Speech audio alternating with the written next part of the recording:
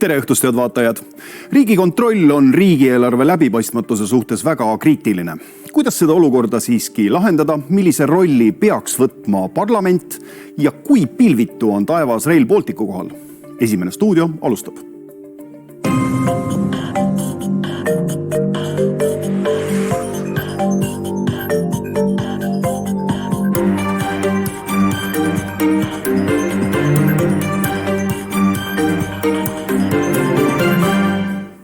Tere tulemast saatesse riigikontrolör Janar Holm. Tere õhtust.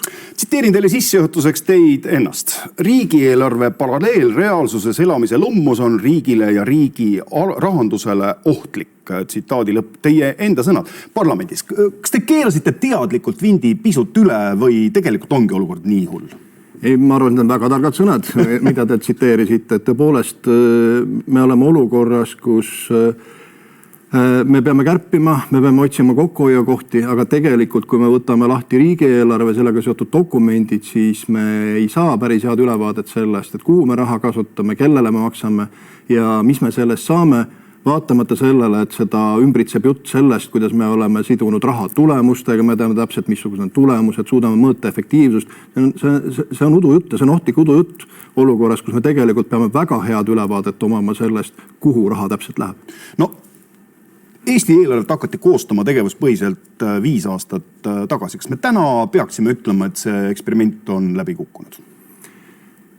Ma arvan, et me ei ole selles reformis õnnestunud, et selle me ka oma aastarondega välja tõime. Need eesmärgid, mis olid, mida ma just äsja nimetasin, et kas raha on seotud tulemustega, ei ole, kas me saame selle info pealt, mis eelarvest on mõõta raha kasutamise efektiivsust ja kas eelarve on muutunud läbipaistvamaks.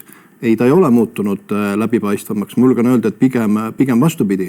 Kas me peame pöörduma tagasi sinna, kus me tulime?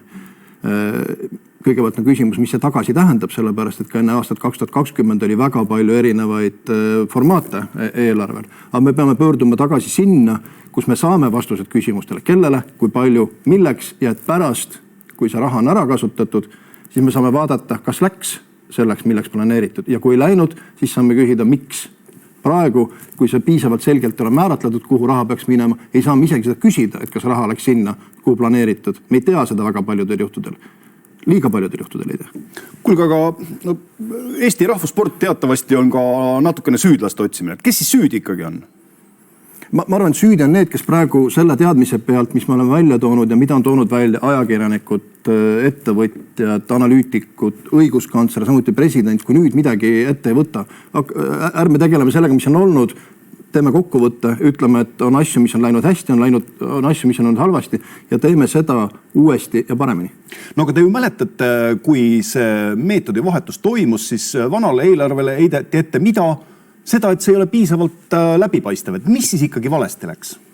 Et seda on vaja teada selleks, et see õppetund jõuaks kohale ja viiks meid edasi. Mul kolleegid on öelnud, oleks teadnud, kus asi jõuab ja oleks seda etteheidet teinud, et ei ole läbipaistev. Et see teekond on olnud paraku paljudel juhtudel vastassuunaline. Et tõepoolest, kui ma isegi heitsin aastal 2019 vist ette seda, et sellest eelarvest saab ainult raamatupidaja aru, siis nüüd ei saa isegi raamatupidaja sealt enam kogu informatsiooni kätte, sellepärast, et numbreid lihtsalt ei ole seal, mis seal olema peaks.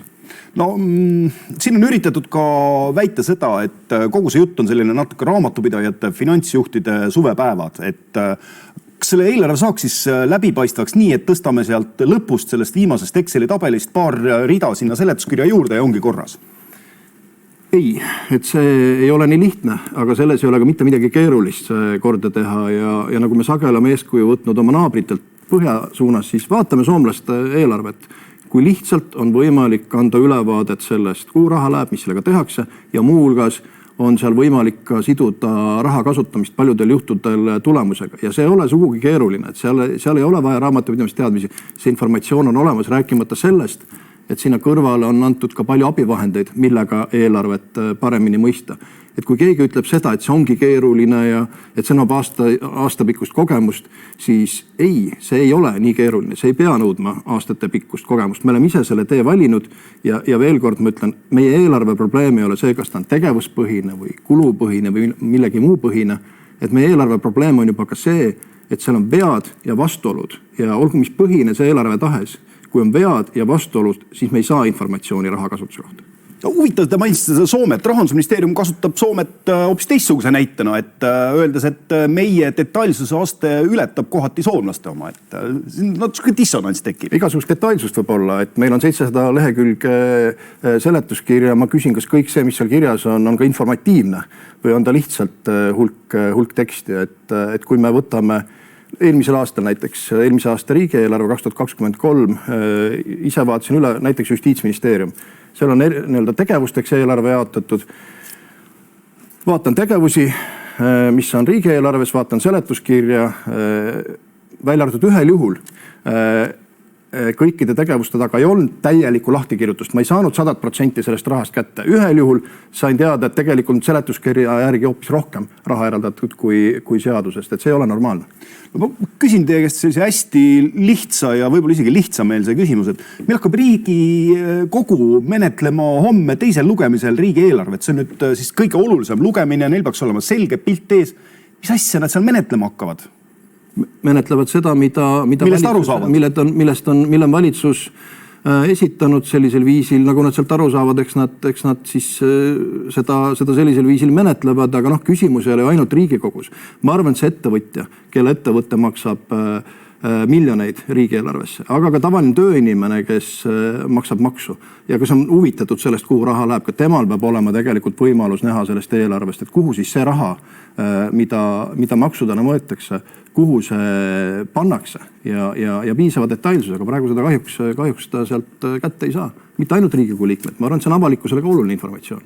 Endine rahandusminister Mart Võrklaev ütleb, et paned näppu peale ja sealt loedki. See oli väga armas eelmisel aastal.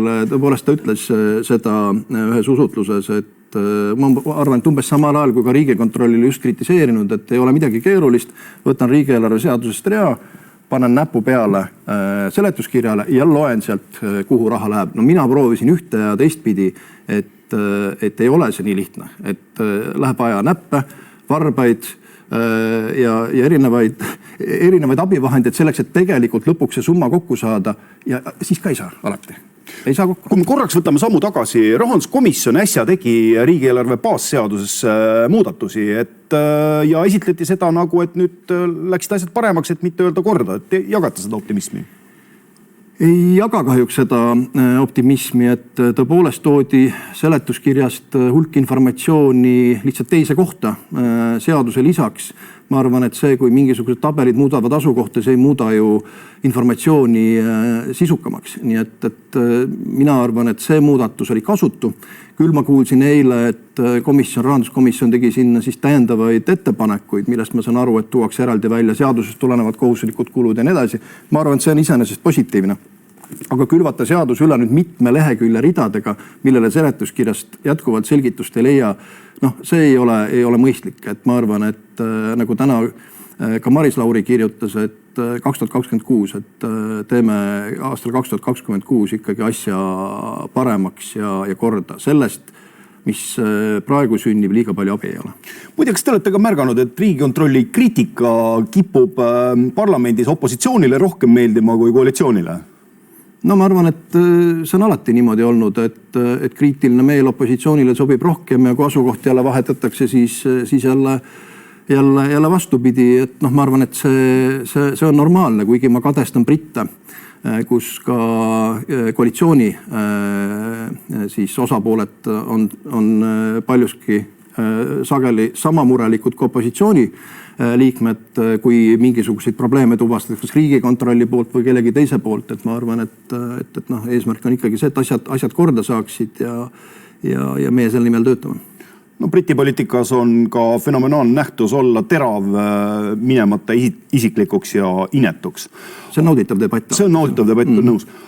Kus valetamine on juba tapusõna ehk siis piiri ületamine. Aga üks väga oluline tahk 23. aastal jäi riigieelarves siis kasutamata 2,5 miljardit eurot. Ja sellest on tehtud ka üks selline sõjanui. Osad ütlevad, et kuidas see võimalik on, kus see raha on. Ja Rahandusministeerium ütleb, et ega see raha ei ole ju kusagil riiulis ja ei oota, et hakkage nüüd ostma selle raha eest. Mis lugu selle 2,5 miljardiga on? Et tõepoolest 2,5 miljardit ehk siis 100 eurost 13, igast 100 eurost 13 eurot jäi kasutamata. See vastab tõele. kas see tähendab seda, et see raha seisab kuskil seisis riiulil tühjana? Ei, seal on erinevat raha. Seal on selline raha, mille suhtes olid juba kohustused võetud, aga mida ei olnud veel kulutatud, aga seal oli ka sellist raha, millele ei olnud ka kohustusi võetud. Ja seal on erinevat raha, aga probleemiks on tegelikult see, et ikkagi igast 100 eurost jäi 13 kasutamata. Ma arvan, et me peaksime suutma paremini. Ja siis me otsime kuude kaupa 6 miljonit õpetajatele. No ma toon ühe näite veel, et sellel aastal meile kasutada 2 miljardit eurot siis Euroopa toetusrahasid erinevate oma projektide jaoks. 8 kuuga olime kasutanud sellest 400 miljonit ehk siis 20%, et 8 kuuga 20%, 1,6 miljardit oli selleks hetkeks kasutamata. Ma juba kujutan ette, kui palju raha üle jääb. Olukorras, kus meil tegelikult räägime kogu aeg sellest, et raha ei ole, et jäävad meil projektid tegemata, jääb raha majandusse toomata, kes tegi, ise tegime. Mis sest, et mujal Euroopas me võib-olla oleme ka nende vahendite rakendamisel esirinnas, aga mis siis? Et kui teistel läheb halvasti, ega me siis ei pea nende halbade hulgas nautima seda, et me nende hulgas parimad oleme.